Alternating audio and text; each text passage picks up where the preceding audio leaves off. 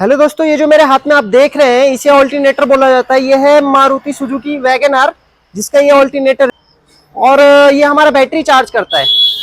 ये ऑल्टरनेटर जो है ये बैटरी चार्ज करने के काम में आता है।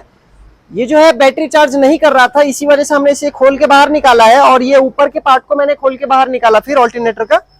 तो हमने देखा कि इसका जो कार्बन ब्रश आता है, नजदीक लाइए, ये कार्बन ब्रश है जो खराब हो गया है, तो हमने नया मंगवाया है। ये घिस गया है, ये 50% घिस गया, जिसके वजह से क्या है, ये आर्मेचर है। ये आर्मेचर में कुछ इस प्रकार से अटैच रहता है यहाँ पे।